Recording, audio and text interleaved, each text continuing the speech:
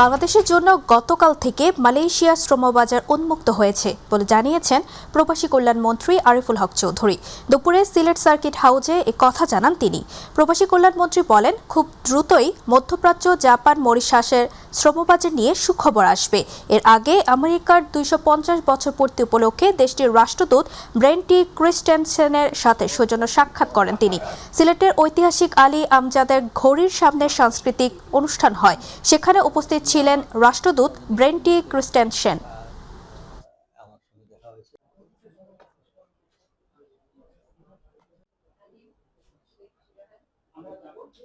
তো এখন আমাদের শ্রমবাজারে, আমাদের মিডল ইস্টে, আমাদের জাপান, আমাদের কোরিয়া, আমাদের মরিশাস, আমাদের ওমান, সৌদি আরব, ইনশাআল্লাহ। জুলাই আন্দোলনের দ্বিতীয় বর্ষপূর্তি উপলক্ষে জাতীয় নাগরিক পার্টির সমাবেশস্থল সাভারে ককটেল বিস্ফোরণের ঘটনায় ডিবি পুলিশ ও সাভার পুলিশের যৌথ অভিযানে 2 জন গ্রেফতার করা হয়েছে। দুপুরে প্রিজন ভ্যানে করে তাদের ঢাকার আদালতে পাঠানো হয়েছে। এর আগে গতকাল ভোর রাতে সাভারের আনন্দপুর থেকে তাদেরকে সন্দেহভাজন হিসেবে আটক করে। পরে দায়েরকৃত মামলায় গ্রেফতার দেখায় পুলিশ। তাদের এনসিপির দায়েরকৃত মামলায় গ্রেফতার দেখিয়ে 7 দিনের রিমান্ড চেয়ে আদালতে পাঠানো হয়েছে।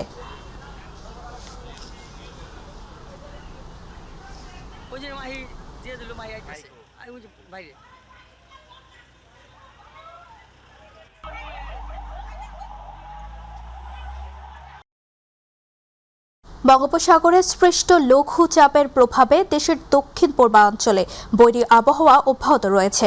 সমুদ্র বন্দরগুলোতে 3 নম্বর স্থানীয় সতর্ক সংকেত জারি করা হয়েছে। আগামী 24 থেকে 72 ঘন্টার মধ্যে 12 জেলার বিভিন্ন এলাকার স্বল্প মেয়াদী বন্যা দেখা দিতে পারে বলে সতর্ক করেছে পানি উন্নয়ন বোর্ড। ভারী বর্ষণে চট্টগ্রামে জলাবদ্ধতা ও সড়ক ধসে গেছে। ঝুঁকি এড়াতে আগামী 10 জুলাই পর্যন্ত বান্দরবানের সব পর্যটন কেন্দ্র বন্ধ ঘোষণা করেছে জেলা প্রশাসন। সাইদুর রহমান আবিরের রিপোর্ট। বঙ্গোপসাগরে সৃষ্ট লঘুচাপের প্রভাবে উত্তাল হয়ে উঠেছে উত্তর বঙ্গোপসাগর ও উপকূলীয় এলাকা। উত্তর বঙ্গোপসাগরে অবস্থানরত সব মাছ ধরার নৌকা ও ট্রলারকে পরবর্তী নির্দেশ না দেয়া পর্যন্ত উপকূলের কাছাকাছি থেকে অত্যন্ত সতর্কতার সঙ্গে চলাচলের নির্দেশ দেওয়া হয়েছে। এদিকে টানা বৃষ্টি আর অতি ভারী বর্ষণে চট্টগ্রাম নগরীর বিভিন্ন এলাকায় সৃষ্টি হয়েছে জলাবদ্ধতা। আগ্রাবাদ, কাতালগঞ্জ সহ বিভিন্ন সড়ক ও অলিগলিতে হাঁটু পানি জমে চরম দুর্ভোগে পড়েছেন সাধারণ মানুষ। কর্মজীবী, শিক্ষার্থী এবং শ্রমজীবীদের চলাচল ব্যাহত হয়েছে। শাহ আমানত আন্তর্জাতিক বিমানবন্দরের প্রবেশপথ ও পার্কিং এলাকাতেও পানি জমার খবর পাওয়া গেছে। তবে চট্টগ্রাম সিটি কর্পোরেশনের মেয়র দাবি করেছেন, আগের তুলনায় নগরীর জলাবদ্ধতা 60 থেকে 70% কমেছে। প্রবর্তকের মোড়ে কোনো পানি নেই, যেখানে আপনারা এতদিন দেখেছেন। আজকে বদ্রহাটে পানি নেই, মুরাদপুরে পানি নেই, বাকুলিয়াতে পানি নেই, চকবাজারে পানি নেই, দেওয়ানহাট, আগ্রাবাদে একটা জায়গায় পানি আছে, সেটা হচ্ছে আগ্রাবাদ কমার্স কলেজের সামনে। সেখানে আমরা যেটা গুলজার খালের সেখানে কিছু কাজ বাকি রয়েছে, সেটাও আমাদের 34 ব্রিগেড আর্মি ইঞ্জিনিয়ারিং কোর কাজ করছে, সেই কাজগুলো চলমান। সেটাও যদি হয়ে যায়, আশা করি আগ্রাবাদ কমার্শিয়াল এরিয়াতে পানি ইনশাল্লাহ উঠবে না। এদিকে টানা ভারী বর্ষণ ও পাহাড় ধসের আশঙ্কায় আগামী 10 জুলাই পর্যন্ত বান্দরবানের সব পর্যটন কেন্দ্র বন্ধ ঘোষণা করেছে জেলা প্রশাসন। এ সময় জেলার সব ঝর্ণা, পাহাড়ি ট্রেল, নদীপথ, দুর্গম ও ঝুঁকিপূর্ণ এলাকায় পর্যটক এবং সাধারণ মানুষের প্রবেশ নিষিদ্ধ থাকবে। আবহাওয়া অফিস বলছে, লঘুচাপের প্রভাব অব্যাহত থাকায় আগামী কয়েকদিন দেশের উপকূলীয় অঞ্চল ও পাহাড়ি জেলাগুলোতে ভারী থেকে অতি ভারী বৃষ্টিপাত হতে পারে। সাইদুর রহমান আবির, মাই টিভি নিউজ ডেস্ক। বঙ্গোপসাগরে অবস্থানরত লঘুচাপটি ঘনীভূত হয়ে সুস্পষ্ট লঘুচাপে পরিণত হয়ে বাংলাদেশ ও তৎসংলগ্ন পশ্চিমবঙ্গ এলাকায় অবস্থান করছে। এর প্রভাবে পটুয়াখালীর উপকূলীয় এলাকায় গত 4 দিন ধরে থেমে থেমে মাঝারি থেকে ভারী বৃষ্টিপাত হচ্ছে। এতে জনজীবনে ভোগান্তি সৃষ্টি হয়েছে। বেশি দুর্ভোগে পড়েছেন খেটে খাওয়া মানুষ। পটুয়াখালী সহ সব সমুদ্র বন্দরে 3 নম্বর স্থানীয় সতর্ক সংকেত দেখিয়ে যেতে বলা হয়েছে। মাছ ধরার ট্রলারগুলোকে উপকূলের কাছাকাছি থেকে সাবধানে চলাচলের নির্দেশ দেওয়া হয়েছে।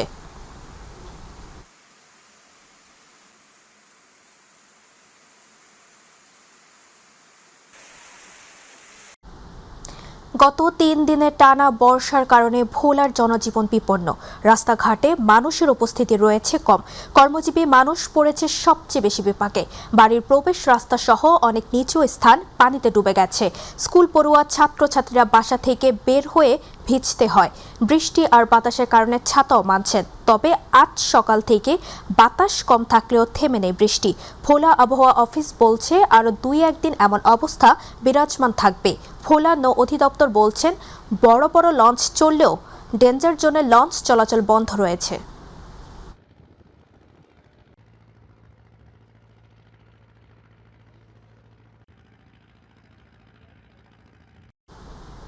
টানা বর্ষণে চট্টগ্রাম নগরীর বিভিন্ন এলাকা ও ঝুঁকিপূর্ণ পাহাড় পরিদর্শন করেছেন চট্টগ্রাম সিটি কর্পোরেশনের মেয়র ডক্টর শাহাদাত হোসেন। এ সময় তিনি জলাবদ্ধতা পরিস্থিতি, পানি নিষ্কাশন কার্যক্রম এবং পাহাড় ধসের ঝুঁকি নিবিড়ভাবে পর্যবেক্ষণ করেন। মেয়র বলেন, ভারী বর্ষণের কারণে সৃষ্ট পরিস্থিতি মোকাবেলায় সিটি কর্পোরেশন, জেলা প্রশাসন ও অন্যান্য সংশ্লিষ্ট সংস্থা সমন্বিতভাবে মাঠে কাজ করছে। ঝুঁকিপূর্ণ পাহাড়ি এলাকায় বসবাসকারীদের নিরাপদ আশ্রয়ে সরিয়ে নেওয়া এবং সম্ভাব্য দুর্ঘটনা এড়াতে প্রয়োজনীয় ব্যবস্থা নেওয়া হচ্ছে।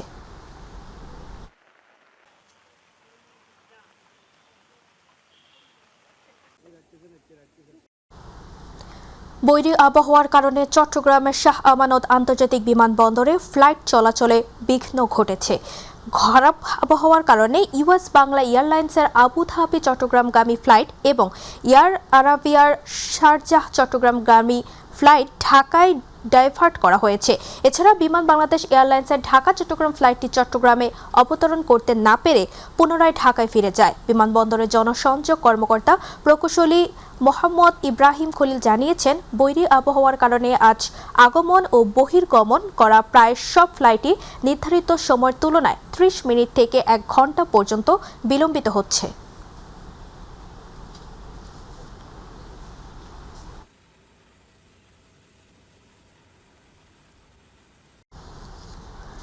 জয়পুরহাট হিলি সড়কের সদর উপজেলার বনখুর ওয়াপদা মোড় এলাকায় ট্রাক ও 2টি অটোরিকশার ত্রিমুখী সংঘর্ষে নারীসহ 3 জন নিহত হয়েছেন। এ ঘটনায় আহত হয়েছেন আরও 5 জন। দুপুর 2টার দিকে এই মর্মান্তিক দুর্ঘটনা ঘটে। পুলিশ ও স্থানীয়রা জানায়, দুপুরে জয়পুরহাট থেকে 5 বিবিগামী একটি ট্রাক এবং একই দিকে যাওয়া একটি যাত্রীবাহী অটোরিকশার সঙ্গে বিপরীত দিক থেকে আসা অপর একটি যাত্রীবাহী অটোরিকশার ত্রিমুখী সংঘর্ষ হয়। এতে ঘটনাস্থলে একটি অটোরিকশার চালক ও এক নারী যাত্রী নিহত হন। খবর পেয়ে জয়পুরহাট ও 5 বিবি ফায়ার সার্ভিসের কর্মী দ্রুত ঘটনাস্থলে পৌঁছে হতাহতদের উদ্ধার করে জয়পুরহাট জেনারেল হাসপাতালে নিয়ে যান। সেখানে চিকিৎসাধীন অবস্থায় আরও একজনের মৃত্যু হয়।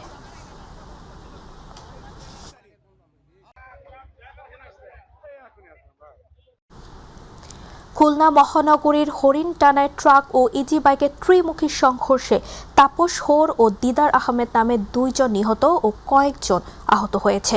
স্থানীয়রা আহতদের উদ্ধারপূর্বক খুলনা মেডিকেল কলেজ হাসপাতালে প্রেরণ করে। জানা যায়, খুলনা থেকে ছেড়ে আসা সাতক্ষীরাগামী ট্রাক খুলনা পল্লী বিদ্যুৎ অফিসের সামনে এসে পৌঁছালে নিয়ন্ত্রণ হারিয়ে অপর দিক থেকে আসা একটি ইজি বাইককে ধাক্কা দেয় এবং পেছন থেকে অপর একটি ইজি বাইক এসে ইজি বাইক ও ট্রাকের সঙ্গে মুখোমুখি সংঘর্ষ হয়।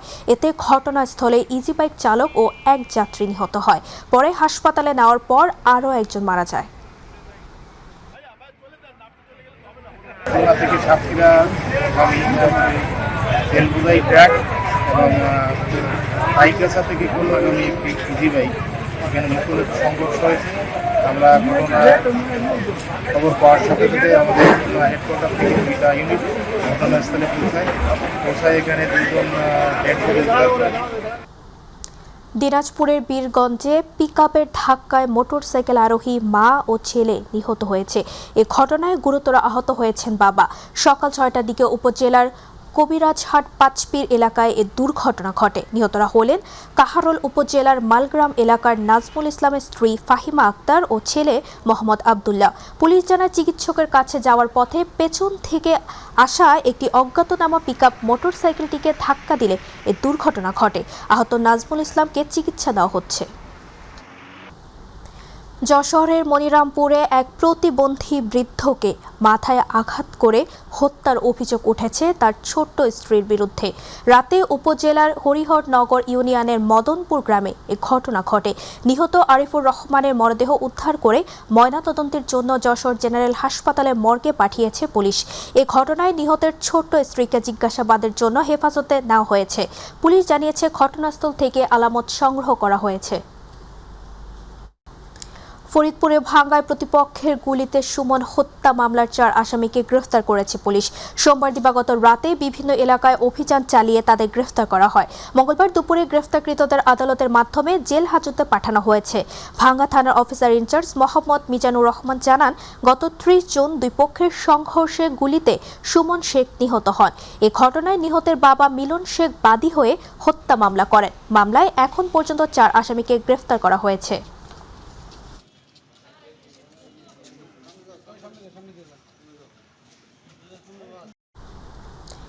আজ ঐতিহাসিক শোলাকিয়া জঙ্গি হামলার 10 বছর পূর্ণ হলো। 2016 সালের 7 জুলাই ঈদুল ফিতরের জামাতের দিন কিশোরগঞ্জের শোলাকিয়া ঈদগাহ মাঠের অদূরে পুলিশের নিরাপত্তা চৌকিতে হামলা চালায় জঙ্গিরা। এতে 2 পুলিশ সদস্য, এক গৃহবধূ ও এক জঙ্গি নিহত হন। বহুল আলোচিত এই মামলায় 102 জন সাক্ষীর মধ্যে এখন পর্যন্ত 66 জনের সাক্ষ্য গ্রহণ শেষ হয়েছে।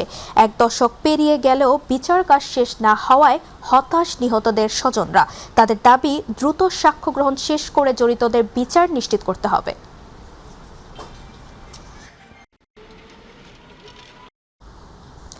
শিক্ষার্থীরা মাদক থেকে দূরে না থাকলে দেশের অস্তিত্ব হুমকির মুখে পড়বে বলে মন্তব্য করেছেন চাঁদপুর 2 আসনের সংসদ সদস্য ডক্টর মোহাম্মদ জালাল উদ্দিন। তিনি আজ চাঁদপুরের মতলব উত্তরে উপজেলার বিভিন্ন এইচএসসি ও আলিম পরীক্ষা কেন্দ্র পরিদর্শন শেষে সাংবাদিকদের সঙ্গে মতবিনিময়কালে এসব কথা বলেন। তিনি আরো বলেন, শিক্ষার্থীদের মাদকমুক্ত সমাজ গঠনে অগ্রণী ভূমিকা রাখতে হবে, তা না হলে দেশ ও দেশের ভবিষ্যৎ ধ্বংস হয়ে যাবে। পরিদর্শনকালে উপস্থিত ছিলেন উপজেলা সহকারী কমিশনার ভূমি মোহাম্মদ রহমতুল্লাহ, অফিসার ইনচার্জ মোহাম্মদ কামরুল হাসান সহ কেন্দ্র সচিব, শিক্ষা প্রতিষ্ঠানের শিক্ষকবৃন্দ। আমাদের থানা শিক্ষা কর্মকর্তার সাথে বসবো, শিক্ষার মান কিভাবে উন্নয়ন করা যায়। আমি শিক্ষক, ছাত্র, গার্জিয়ান সকলকে নিয়ে বসে আমি আগামীতে উন্নয়নের জন্য, শিক্ষার মান বৃদ্ধির জন্য, শিক্ষার কোয়ালিটি বাড়ানোর জন্য যে সমস্ত পদক্ষেপ নেওয়া প্রয়োজন আমি সেগুলি নেব। চট্টগ্রামে মিরসরাই চট্টগ্রাম 1 আসনের সংসদ সদস্য নুরুল আমিনের সুস্থতা কামনায় দোয়া ও মিলাদ মাহফিল অনুষ্ঠিত হয়েছে। মঙ্গলবার সকালে উপজেলার শাহেরখালী ইউনিয়নের শেখ ইব্রাহিম টোলা গ্রামে সাবেক শ্রমিক দলের নেতা আনোয়ার হোসেনের উদ্যোগে এই আয়োজন করা হয়। অনুষ্ঠান শেষে উপজেলার 2টি মসজিদের সংস্কার কাজের জন্য 100 বস্তা এবং একটি মাদ্রাসার উন্নয়নের জন্য 50 বস্তা সিমেন্ট অনুদান দেওয়া হয়।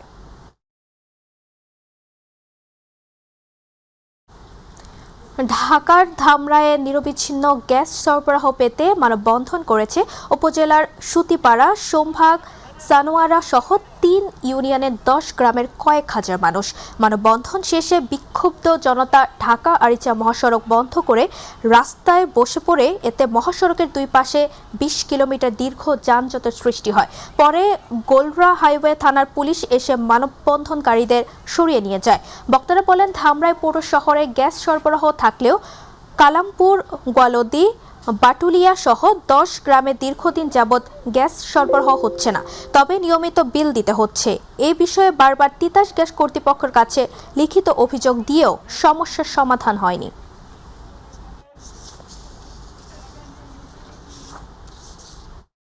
উন্নত পল্লী সমৃদ্ধ দেশ সবার আগে বাংলাদেশ, এই প্রতিপাদ্যকে সামনে রেখে দেশের বিভিন্ন স্থানে পালিত হয়েছে জাতীয় পল্লী উন্নয়ন দিবস।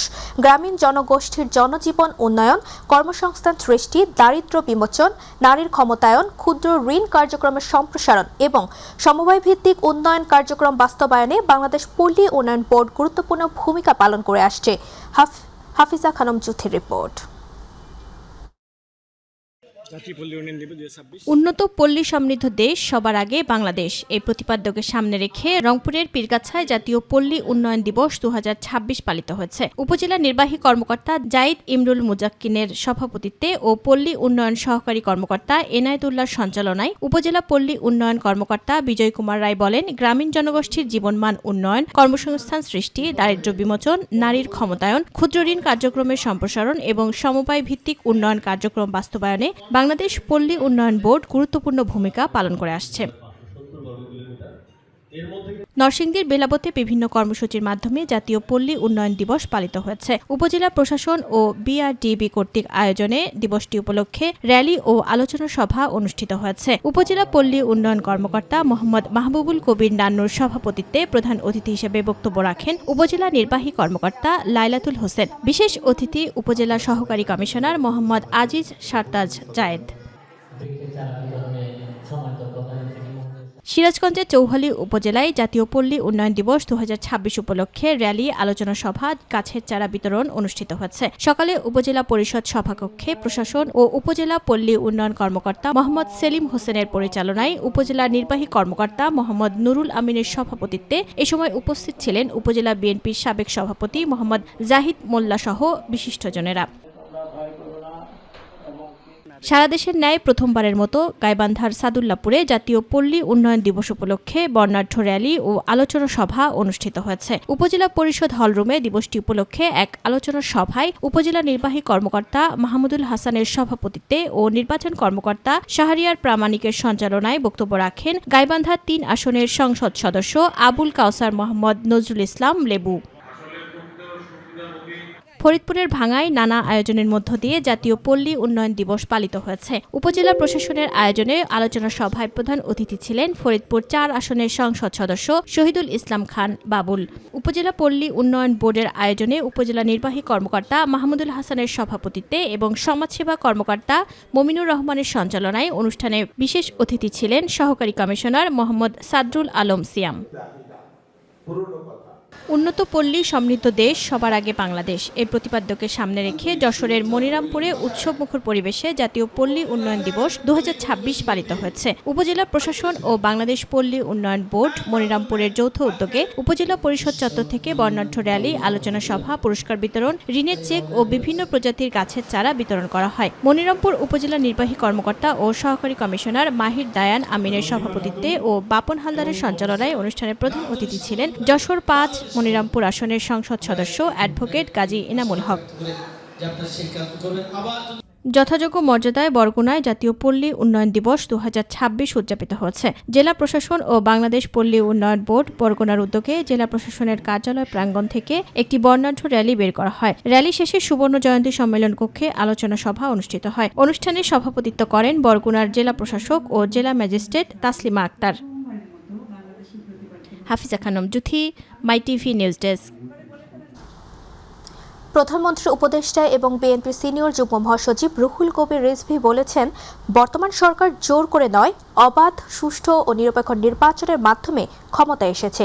বাংলাদেশ প্রাণী সম্পদ গবেষণা ইনস্টিটিউটে এগ্রিকালচার অ্যাসোসিয়েশন অব বাংলাদেশের উদ্যোগে ৫ বছরে ২৫ কোটি বৃক্ষরোপণ কর্মসূচির উদ্বোধন ও চারা বিতরণ শেষে তিনি কথা জানান। তিনি আরও জানান, বর্তমান সরকার জনগণের কল্যাণে কাজ করছে, কেউ অপরাধ করলে পার পাবে না।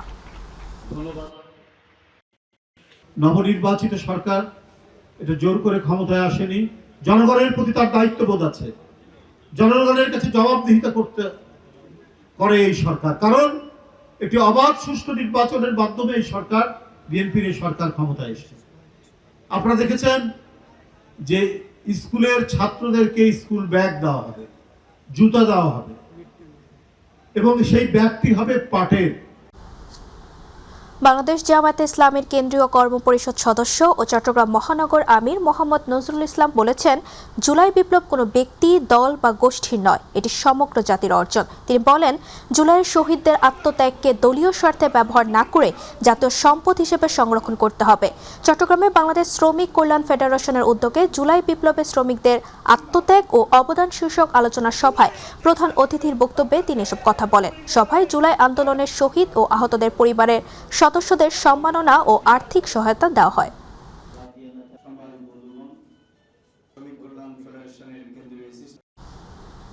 চট্টগ্রামে মিরসরাইয়ে চট্টগ্রাম ১ আসনের সংসদ সদস্য নুরুল আমিনের সুস্থতা কামনায় দোয়া ও মিলাদ মাহফিল অনুষ্ঠিত হয়েছে। মঙ্গলবার সকালে উপজেলার শাহেরখালী ইউনিয়নের শেখ ইব্রাহিম টোলা গ্রামের সাবেক শ্রমিক দলের নেতা আনোয়ার হোসেনের উদ্যোগে এই আয়োজন করা হয়। অনুষ্ঠান শেষে উপজেলার 2টি মসজিদের সংস্কার কাজের জন্য 100 বস্তা এবং একটি মাদ্রাসার উন্নয়নের জন্য 50 বস্তা সিমেন্ট অনুদান দেওয়া হয়।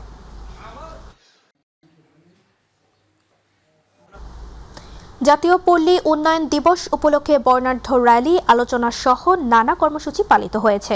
সকালে ফতুল্লায় জেলা প্রশাসক কার্যালয় থেকে র্যালিটি বের হয়ে একই স্থানে এসে বিআরডিবির সুফলভোগীদের গাছের চারা, উদ্যোক্তা ও বীর মুক্তিযোদ্ধার ঋণ বিতরণ করেন জেলা প্রশাসক মোহাম্মদ রায়হান কবির।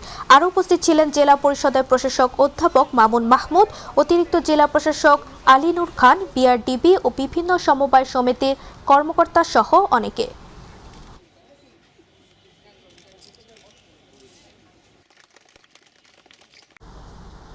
নওগাঁয় প্রণোদনা পুনর্বাসনের আওতায় রোপা আমন, গ্রীষ্মকালীন পেঁয়াজ, শাকসবজি, এয়ারফ্লো এবং বৃক্ষরোপণ কর্মসূচির বীজ, চারা, সার ও অন্যান্য উপকরণ বিতরণের উদ্বোধন করা হয়েছে। সোমবার দুপুরে উপজেলা পরিষদ অডিটোরিয়ামে প্রধান অতিথি হিসেবে এর উদ্বোধন করেন সদর আসনের সংসদ সদস্য জাহিদুল ইসলাম ধলু। এ সময় সদর উপজেলা নির্বাহী অফিসার শাহিন মাহমুদের সভাপতিত্বে সদর উপজেলা কৃষি অফিসার মনিরুল ইসলাম, সদর উপজেলা প্রকল্প বাস্তবায়ন কর্মকর্তা প্রকৌশলী মাহবুবুর রহমান সহ প্রশাসনের কর্মকর্তা ও রাজনৈতিক নেতৃবৃন্দরা উপস্থিত ছিলেন।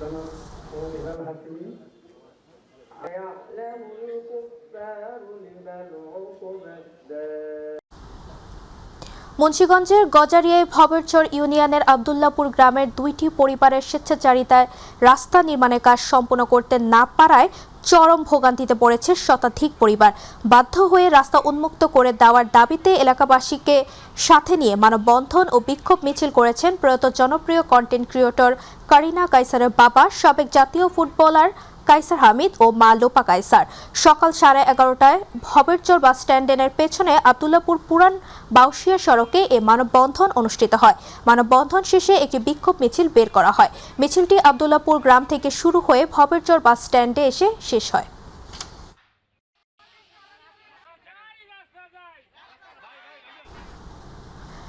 সাতক্ষীরার শ্যামনগর উপজেলার গাবুরা ইউনিয়নে উপকূলীয় বেড়িবাঁধ রক্ষায় অবৈধভাবে স্থাপন করা 90 পাইপ অপসারণ অভিযান পরিচালনা করা হয়েছে। মঙ্গলবার সকালে স্থানীয় জনগণকে সঙ্গে নিয়ে গভুরা ইউনিয়ন পরিষদের চেয়ারম্যান GM মাসুদুল আলম ইউনিয়নে বিভিন্ন বেড়িবাঁধ নোনা পানি ওঠানামার জন্য স্থাপন করা এসব পাইপ অপসারণ করেন। এ সময় তিনি বলেন, সরকারের নির্মিত মেগা প্রকল্পের টেকসই বেড়িবাঁধ রক্ষায় কোনো ধরনের অবৈধ স্থাপনা বরদাস্ত করা হবে না। স্থানীয়দের দাবি, এসব পাইপের কারণে বাঁধ দুর্বল হয়ে ভাঙনের ঝুঁকি বাড়ছে।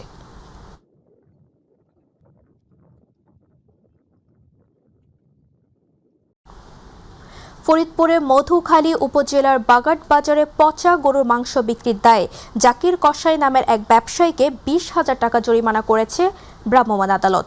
একই সঙ্গে দোকান থেকে জব্দ করা হয় প্রায় 80 কেজি পচা মাংস, মাটিতে পুঁতে বিনষ্ট করা হয়েছে। মঙ্গলবার দুপুরে গোপন সংবাদের ভিত্তিতে অভিযান পরিচালনা করেন উপজেলা নির্বাহী কর্মকর্তা ও নির্বাহী ম্যাজিস্ট্রেট রওশনা জাহান। অভিযানে উপজেলা প্রাণী সম্পদ কর্মকর্তা ডক্টর KM তানজির নাইম উপস্থিত ছিলেন। তিনি জানান, ভেজাল ও অস্বাস্থ্যকর খাদ্য বিক্রির বিরুদ্ধে অভিযান অব্যাহত থাকবে। মেহেরপুরে গাংনী উপজেলার মুন্দা গ্রামে মাটির নিচে পুঁতে রাখা স্বর্ণালংকার চুরির অভিযোগে আলাল শেখ নামে এক মিস্ত্রিকে গ্রেফতার করেছে পুলিশ। সোমবার দিবাগত রাতে কুষ্টিয়ার কুমারখালীর বানিয়াপাড়া বারাদ্দি গ্রাম থেকে তাকে গ্রেফতার করা হয়। তার দেওয়া তথ্যের ভিত্তিতে ঝিনাইদহের কালীগঞ্জ উপজেলার কলেজপাড়া এলাকায় পলাতক আসামি মমিন খানের শ্বশুর বাড়ি থেকে চুরি যাওয়া স্বর্ণালংকার উদ্ধার করা হয়েছে। গাংনী থানার ভারপ্রাপ্ত কর্মকর্তা মোহাদ্দিদ মোর্শেদ চৌধুরী জানান, একজনকে আসামি আদালতে পাঠানো হয়েছে এবং অপর আসামি মমিন খানকে গ্রেফতারের অভিযান অব্যাহত রয়েছে। আমরা অভিযান পরিচালনা করি এবং সমস্ত অলংকার অর্থ মামলায় চলে যাওয়া সমস্ত অলংকার উদ্ধার করতে সক্ষম হয়েছে। সিরাজগঞ্জের সলঙ্গায় সর্বধর্মীয় সম্প্রীতি সমাবেশ অনুষ্ঠিত হয়েছে। একই সঙ্গে সলঙ্গাকে উপজেলা ঘোষণার দাবিতে একটি বর্ণাঢ্য র্যালিও বের করা হয়। সকালে সিরাজগঞ্জ জেলা পুলিশের আয়োজনে সলঙ্গা থানা মাঠে এ সমাবেশ অনুষ্ঠিত হয়। এতে প্রধান অতিথি হিসেবে উপস্থিত ছিলেন সিরাজগঞ্জের পুলিশ সুপার সাইফুল ইসলাম শান্তু। বিশেষ অতিথি হিসেবে বক্তব্য দেন অতিরিক্ত পুলিশ সুপার আসাদুজ্জামান, অতিরিক্ত পুলিশ সুপার হাফিজুর রহমান, রায়গঞ্জ সার্কেলের অতিরিক্ত পুলিশ সুপার সাইফুল ইসলাম খান এবং সলঙ্গা থানার ভারপ্রাপ্ত কর্মকর্তা আসলাম আলী।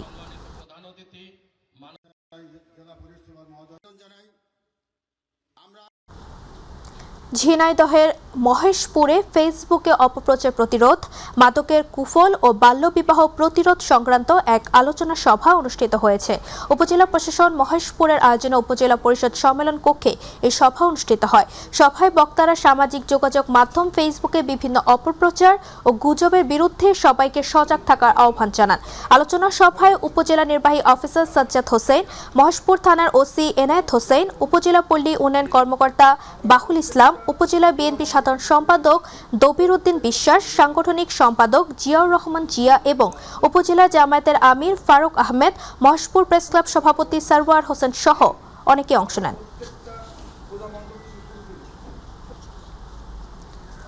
হবিগঞ্জ জেলা পরিষদের উদ্যোগে প্রিন্ট, ইলেকট্রনিক ও অনলাইন গণমাধ্যমের প্রতিনিধিদের সঙ্গে মতবিনিময় সভা অনুষ্ঠিত হয়েছে। জেলা পরিষদ সভাকক্ষে অনুষ্ঠিত সভায় সভাপতিত্ব করেন জেলা পরিষদের প্রশাসক আহমেদ আলী মুকিব। এ সময় জেলা পরিষদের প্রধান নির্বাহী কর্মকর্তা অরুণ কৃষ্ণ পাল সহ বিভিন্ন গণমাধ্যমের প্রতিনিধিরা উপস্থিত ছিলেন। সভায় জেলা পরিষদের উন্নয়ন কার্যক্রম, জনসেবার মানোন্নয়ন, স্বচ্ছতা ও জবাবদিহিতা নিশ্চিতকরণ এবং গণমাধ্যমের সঙ্গে সমন্বয় জোরদারের উপর গুরুত্ব আরোপ করা হয়। এ সময় সাংবাদিকরা বিভিন্ন সমস্যা, সম্ভাবনা ও উন্নয়নমূলক বিষয়ে মতামত ও পরামর্শ তুলে ধরেন। বাংলাদেশ ডাক কর্মচারী ইউনিয়ন, বাংলাদেশ শাখা ডাকঘর কর্মচারী সমিতি ও বাংলাদেশ শাখা ডাকঘর কর্মচারী ঐক্য পরিষদের যৌথ উদ্যোগে মেহেরপুরের গাংনীতে ধর্মঘট পালিত হয়েছে। সকালে গাংনী উপজেলার ডাকঘরের সামনে জেলার সব শাখা ডাকঘরের কর্মচারীরা 2 দফা দাবিতে এ কর্মসূচি পালন করেন। বক্তারা বেতন ভাতা বৃদ্ধি এবং সব শাখা ডাকঘর কর্মচারীকে বিভাগীয় কর্মচারী হিসেবে স্বীকৃতি দেওয়ার দাবি জানান। লক্ষ্মীপুর পৌরসভার 2026-27 অর্থ বছরের জন্য 86,61,12,149 টাকার প্রস্তাবিত বাজেট ঘোষণা করা হয়েছে। দুপুরে পৌরসভা কার্যালয় হল রুমে বাজেট ঘোষণা করেন অতিরিক্ত জেলা প্রশাসক ও পৌর প্রশাসক সম্রাট খিসা। প্রস্তাবিত বাজেটে মোট আয় ধরা হয়েছে 86,61,12,149 টাকা এবং ব্যয় ধরা হয়েছে 83,30,00,000 টাকা। কুষ্টিয়া কৃষি সম্প্রসারণ অধিদপ্তরের আয়োজনে ফল মেলা অনুষ্ঠিত হয়েছে। মঙ্গলবার সকাল 11টায় খামারবাড়িতে মেলার উদ্বোধন করেন জেলা প্রশাসক তৌহিদ বিন হাসান। অনুষ্ঠানে খামারবাড়ির উপপরিচালক শওকত হোসেন ভুইয়ার সভাপতিত্বে বক্তব্য রাখেন জেলা বিএনপির আহ্বায়ক কুতুবউদ্দিন সহ অন্যান্যরা। প্রায় 60 থেকে 70 প্রকার ফল স্থান পেয়েছে মেলায়।